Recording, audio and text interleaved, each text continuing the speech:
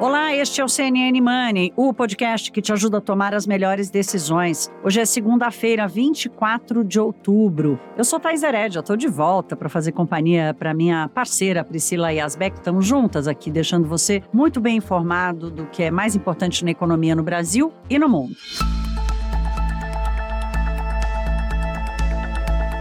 Minha gente, segura, hein? Aperta os cintos, chegamos à reta final das eleições. Temos 5 dias úteis, de mercados funcionando até a chegada, finalmente, do dia 30 de outubro. Olhando para esses 5 dias, a expectativa é que os mercados vão flutuar entre a ansiedade. Óbvio, quem não estiver ansioso pelo resultado das eleições não é brasileiro, está morando em outro planeta. Então, o mercado deve flutuar entre a ansiedade pelo resultado da votação e, óbvio, o cenário internacional. Olhando um pouco para a semana passada, a semana terminou com uma sensação de alívio. E esse alívio veio da possibilidade de uma virada de Bolsonaro sobre Lula. Aqui nós vamos lembrar que a Faria Lima nunca escondeu a preferência que tem por mais um mandato de Bolsonaro com Paulo Guedes no comando da economia, Por mais que a agenda liberal tenha se perdido, que o teto de gastos tenha sido furado, que a Petrobras tenha sofrido intervenção, nós vamos falar mais disso daqui a pouco, que todas essas medidas fiscais, as promessas comprometem a gestão da economia a partir do ano que vem, o mercado ainda assim continua tendo uma queda pelo ministro da Economia. Aí o que acontece no fim de semana, nesse domingo, o episódio da prisão do ex-deputado Roberto Jefferson, que resistiu à ordem de prisão atirando contra os policiais federais,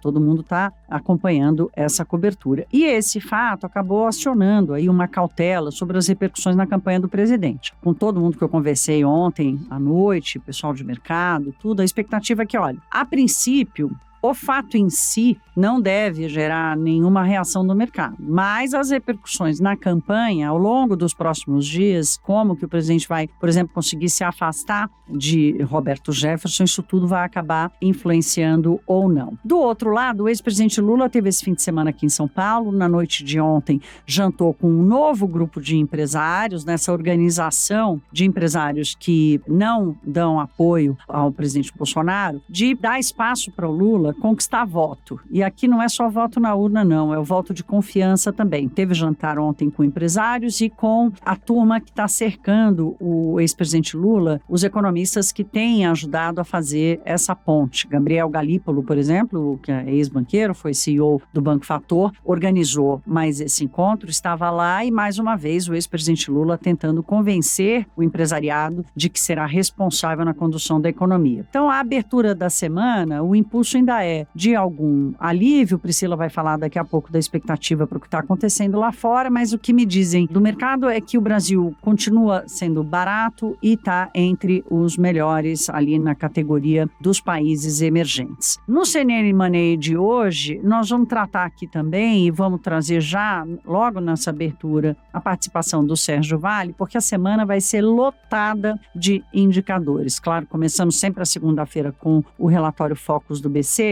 mas temos decisão do Copom, ninguém nem lembra, Eu tive que checar, porque eu, por exemplo, fiquei assim, gente, mas já? Pois bem, temos Copom essa semana, a expectativa é pela manutenção da taxa de juros, mas tem prévia da inflação, IPCA 15 de outubro, tem dados de desemprego e dados da atividade econômica e de crédito do Banco Central. Então, vamos ouvir o Sérgio Valli trazendo aqui um pouco a expectativa para essa agenda da última semana antes das eleições. Olha, ainda tem algumas notícias positivas de certa forma quando a gente olha na inflação e na taxa de juros. A inflação, ela tende a voltar para o terreno positivo depois de 3 meses aí de queda que a gente viu acontecer desde julho, mas ainda com uma taxa relativamente baixa, Não deve passar de 0,2% agora no mês de outubro. E a taxa de juros, muito provavelmente, a gente vai ver ela estável em 13,75 por um longo período de tempo, muito provavelmente até começo do ano que vem, até metade de 2023, na verdade, para o Banco Central esperar uma percepção melhor em relação à política fiscal que a gente vai saber a partir da semana que vem, com a decisão da eleição presidencial, quem ganhar, o que vai acontecer a partir daí em relação ao regime fiscal no ano que vem, as primeiras sinalizações, escolha de ministro da Economia, se for de fato Lula que for eleito, e como que isso vai ser conduzido a partir do ano que vem. Isso vai ser essencial para a gente ter o caminho de queda de taxa de juros a partir do ano que vem, normalização da economia. Quer dizer, a gente volta a um velho tabu das últimas décadas no Brasil, né, Thaís e Pri, de que a política fiscal de novo voltou a ser o cerne da questão, e a gente precisa retomar as questões relativas à política fiscal para a gente conseguir controlar a macroeconomia e voltar a trazer a expectativa de crescimento maior no futuro. Bom, para fechar aqui a cobertura de mercado, trazendo um pouco também para o nosso cenário doméstico, o Ibovespa fechou a semana em alta de 7%, acima dos índices internacionais. Lá em Nova York, as bolsas fecharam com uma alta semanal de 5%. O que ajudou os mercados foi uma perspectiva de que talvez o Fed possa flertar com um aumento menor de juros na reunião que vai acontecer em dezembro. Então, isso trouxe um ânimo para os mercados globais e aqui também. Mas,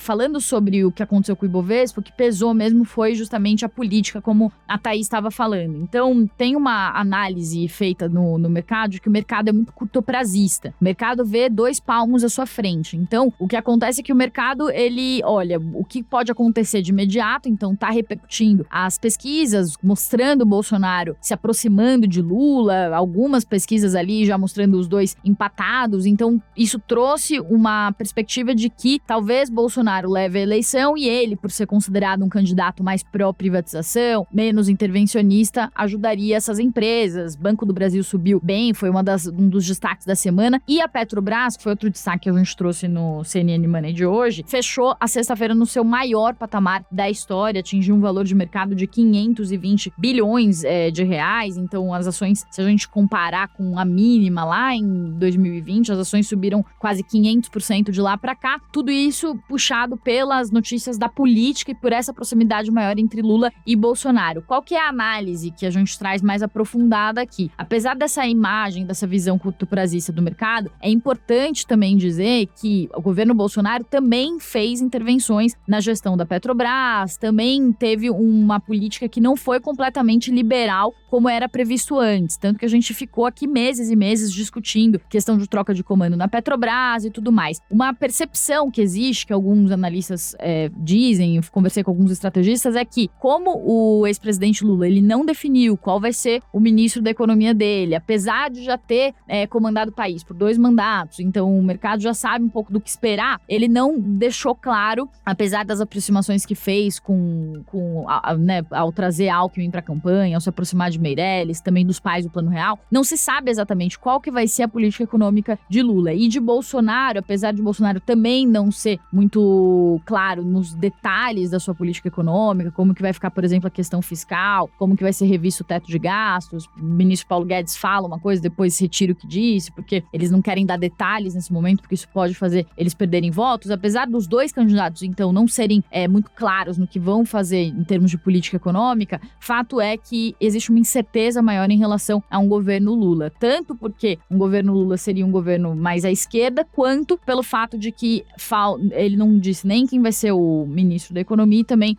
deu menos detalhes ainda do que a campanha de Bolsonaro sobre a sua política econômica. Essa é a visão dos estrategistas de mercado, do que o mercado está falando sobre as 2 campanhas sem fazer juízo de valor algum aqui, falando sobre nível de incerteza. E para o mercado é isso que pesa. Para o mercado que pesa é se o mercado está no escuro ou não está. Então o mercado neste momento tem uma leitura de que está menos no escuro, vislumbrando um eventual mandato de Jair Bolsonaro do que um eventual mandato de Luiz Inácio Lula da Silva. Então tem essas questões aí que acabam pegando muito pro mercado e que são questões que a gente fala que são curtoprazistas. Por quê? Porque o mercado daí ele não vai muito a fundo nas análises, que nem a gente já trouxe aqui, a Thaís trouxe aqui, por exemplo, aqueles estudos que mostram que o Congresso também, mais à direita, nos últimos anos, também acabou sendo um Congresso mais expansionista, que trouxe mais gastos. Então, o mercado ele simplesmente olha, é direita ou esquerda, é pró-privatização, não é? Eles não fazem uma análise mais aprofundada do que isso pode significar, se um eventual governo Bolsonaro, uma reeleição de Bolsonaro também pode trazer algum risco ali de mudança na política de preços da Petrobras, esse tipo de coisa. O mercado não está interessado nesse momento, tá olhando ali mais para o curto prazo e também olhando para esse nível de incerteza que fica. Então, é por isso que a bolsa está subindo bastante e sim por causa desse aumento, né, da força de Jair Bolsonaro na campanha, né, ou da redução da distância para o ex-presidente Lula. Então, isso está afetando bastante os papéis. E daí, falando especificamente sobre Petrobras,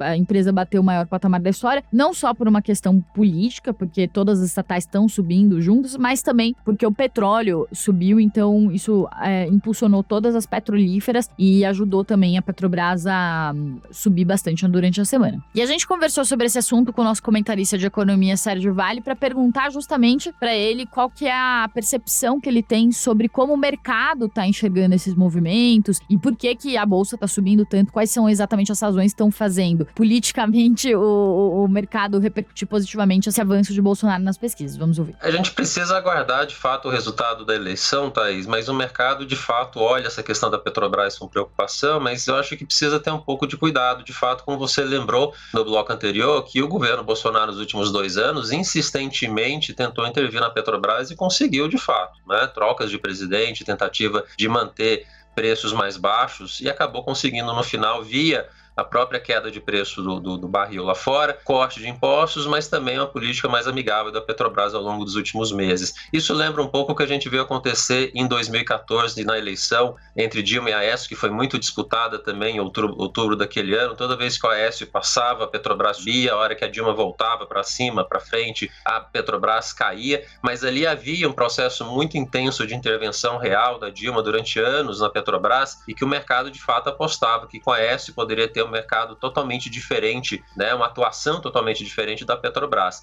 Olhando agora, esse tipo de intervenção que a gente viu acontecer nos últimos 2 anos, muito provavelmente vai acontecer. Talvez o mercado está esperando demais, achando que possa ter uma privatização, algo nesse sentido, que eu acho muito difícil de acontecer, mesmo no governo Bolsonaro. Então, sim, há muita expectativa em relação à Petro, mas a gente precisa baixar um pouco a bola, que não vai vir tanta coisa de novidade por aí, não.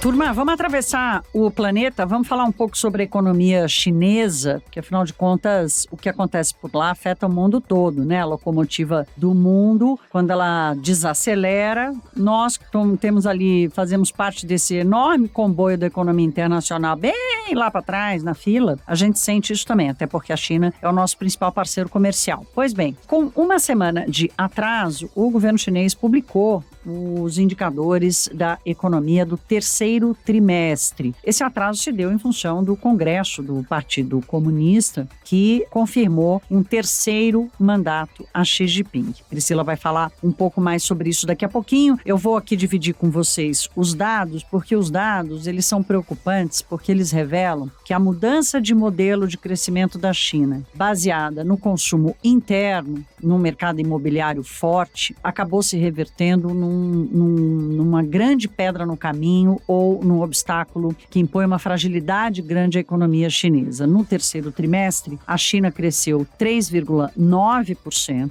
O resultado veio um pouco melhor do que o esperado era de 3,3%. Olhando para os 2 principais setores, produção industrial e varejo, ambos vieram, a produção industrial veio acima do esperado, com crescimento acima de 6%, e aí o varejo é que começa a mostrar a fragilidade. O varejo cresceu 2,5%, a expectativa era de alta de mais de 3%, e aqui é que começa a aparecer esse sinal de enfraquecimento da capacidade de consumo dos chineses, que virou esse grande motor de crescimento. A China enfrenta outros problemas, como a política de Covid-0, a guerra comercial com os Estados Unidos, especificamente agora no quesito dos semicondutores, que passa a ser uma guerra tecnológica, além de tudo, mas que segura, que trava o crescimento e o desenvolvimento da China para os próximos anos, o envolvimento da China com a guerra na Ucrânia, mas, de qualquer forma, a China passando, e mais a crise imobiliária, né, que está fortíssima lá, que impõe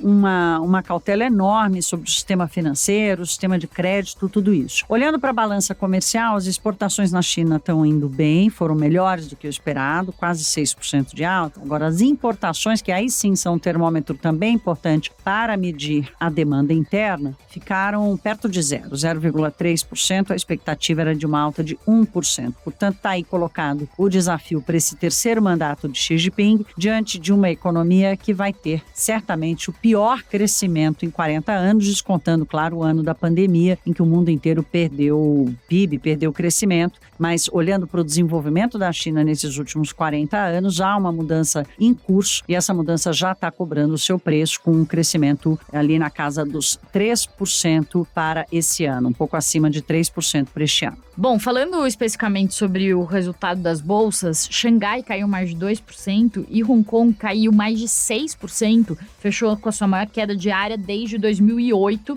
depois desse resultado, então, do PIB, junto com a avaliação sobre o Congresso do Partido Comunista Chinês. Então, a Thaís já trouxe toda a leitura ali do PIB, entre os dados mais positivos ou menos positivos, mas fato é que esse dado do PIB, ele não foi o suficiente para tirar o pessimismo que veio depois do Congresso do Partido Comunista Chinês. Tem várias análises aí saindo sobre como que ficou a configuração, mas eu gostei de uma do Goldman Sachs que disse que, basicamente, o Xi Jinping, ele sai muito fortalecido e sai com um apoio de lideranças que já trabalharam com ele anteriormente, então isso traz uma expectativa de que a condução da China vai ser mais guiada ainda mais por uma questão mais ideológica e mais política do que pelo aspecto econômico, né? Então, o Xi saindo mais fortalecido, isso gera um fortalecimento das suas visões ideológicas e políticas. Se ele saísse menos fortalecido, talvez houvesse um equilíbrio maior, uma expectativa de que talvez a política e a ideologia não falasse mais alto do que as questões econômicas. Mas, de qualquer forma, Xi Jinping falou que o crescimento econômico continua sendo uma prioridade e tudo mais, só que para o mercado que ficou de leitura exatamente do Congresso do Partido Comunista Chinês, desse terceiro mandato de Xi Jinping, que já era esperada essa recondução dele, mas tinha essa dúvida se ele sairia fortalecido ou não, o que fica agora que ele sai fortalecido é que ele deve ter mais força para manter a sua política de Covid-0 e, como a Thaís falou, também para manter o crescimento com foco no consumo interno. Então, há uma visão de Xi Jinping de que ele, para conseguir manter o poder do Partido Comunista e para conseguir manter a sua ideologia, eles precisam manter a população satisfeita, com um bom nível de qualidade de vida. Então, já há alguns anos, já há cerca de uma década, um pouco mais,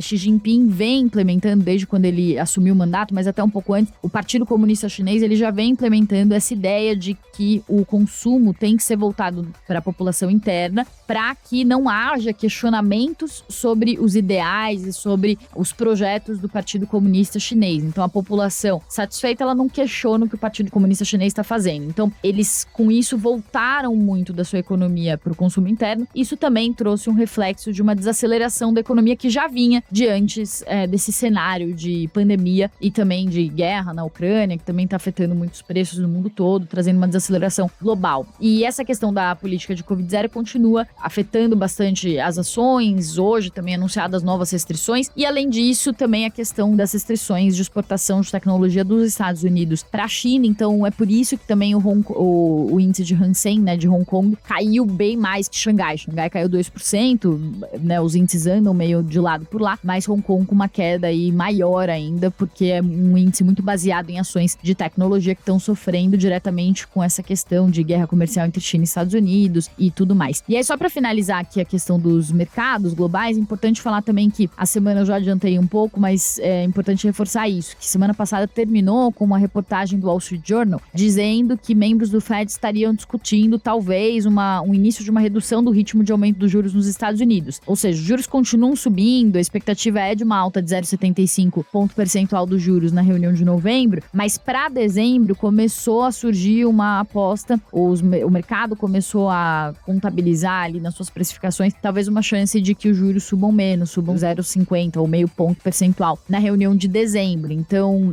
como o mercado antecipa muitos movimentos, tá olhando lá na frente que, estão começando então a falar sobre o Fed pivotar, né, como diz no jargão do mercado, o Fed começar a mudar um pouco da direção da sua política monetária. Então, isso animou os mercados na sexta-feira. Nessa semana tem dado do PIB na quinta-feira dos Estados Unidos e sexta tem o PCI, que é um dos índices de inflação mais observados pelo Fed para tomar suas decisões de juros. Então, esses dois dados devem calibrar bem as expectativas de juros por lá. Então, teve um otimismo, essa notícia trouxe um certo otimismo, mas hoje os mercados estavam andando meio de lado, operando mistos por causa também dessas notícias da China aí, preocupantes, que trouxeram mais pessimismo para o radar. Olha, só para fechar o cenário internacional, temos o Reino Unido, né, escolhendo o novo primeiro-ministro. Que história, hein, minha gente? Nem parece que estamos falando da Grã-Bretanha, né? O Rishi Sunak, que que foi um dos favoritos ali, disputou com a Liz Truss o cargo e ela acabou sendo a escolhida pelo Partido Conservador. É o favorito, Boris Johnson, o ex-premier, que chegou a ser candidato, né, minha gente? As coisas, o mundo parece estar mesmo de cabeça para baixo.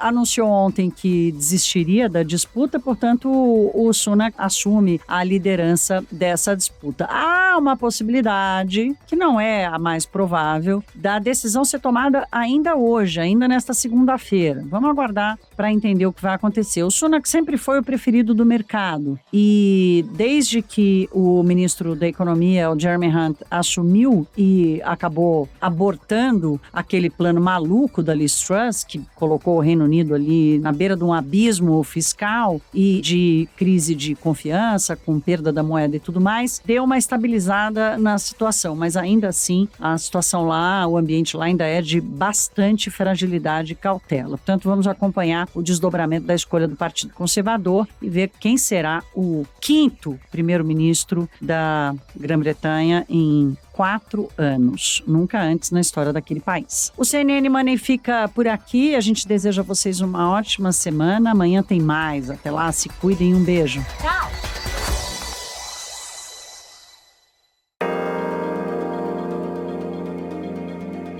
Com apresentação, pauta e coordenação editorial de Thaís Hered e Priscila Yazbek, este podcast é produzido pela CNN Brasil, com edição da Maremoto.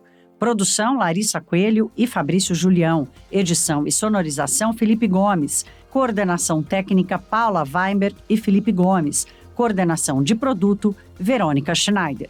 Você também pode ouvir o CNN Money no site da CNN Brasil. E aproveite para conhecer os nossos outros programas em áudio. Acesse cnnbrasil.com.br/podcasts.